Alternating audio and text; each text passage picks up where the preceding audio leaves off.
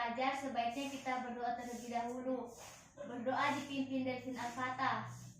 Teman-teman, sebelum kita belajar, boleh kita berdoa bersama. Doa dimulai. Selesai. Karena adanya COVID-19 atau yang biasa disebut dengan corona, kita diharuskan tetap di rumah, tidak boleh keluar ke tempat keramaian, tidak boleh berkumpul. Makanya kita harus belajar di rumah dengan orang yang terbatas juga.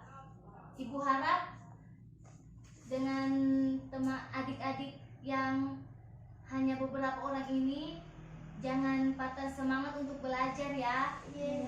Ya, untuk menggapai cita-cita yang adik-adik inginkan juga. Dan ibu harap adik-adik berdoa agar corona ini cepat selesai, cepat berlalu, agar kita bisa kembali lagi ke sekolah, belajar sama teman-teman yang lain juga, ketemu dengan guru-guru yang lain juga, dan bisa masuk seperti biasa. Karena sekarang ini waktunya juga dibatasi, seminggu hanya bisa kita sekali pertemuan saja ya.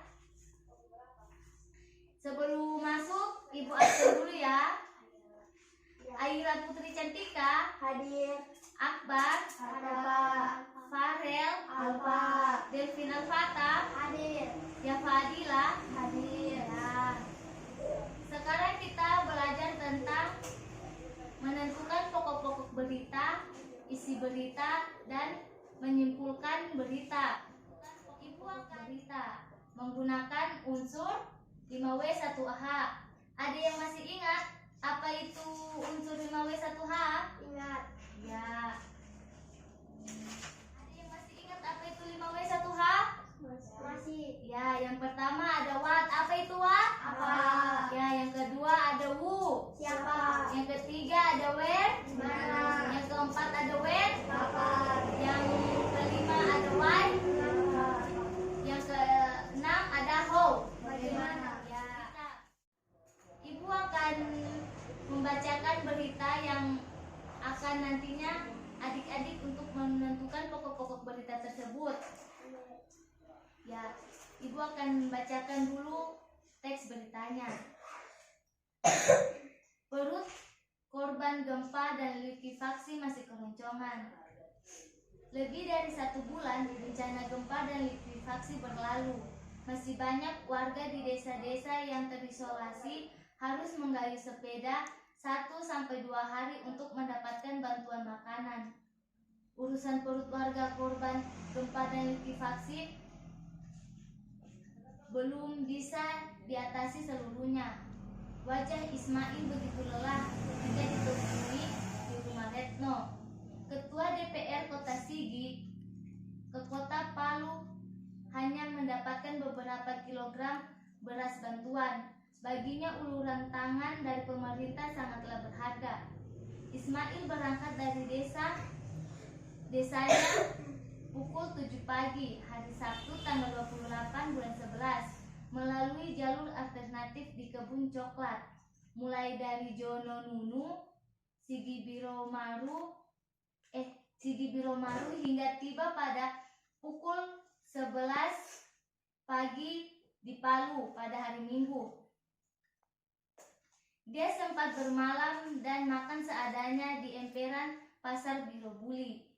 Setelah mendapatkan beras bantuan, dia berencana kembali ke Jononunu pukul 3 sore.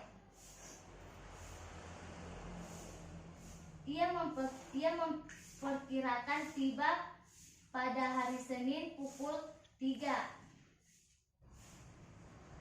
Ismail mengatakan, "Saya cepat-cepat karena keluarga di rumah cemas.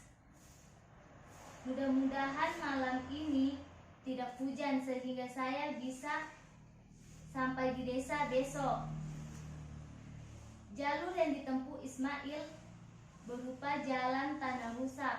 Jika hujan turun, jalan itu tidak bisa ditempuh Ismail. Berupa jalan rusak. Jika hujan turun, jalan itu tidak bisa dilalui kendaraan karena penuh dengan lumpur.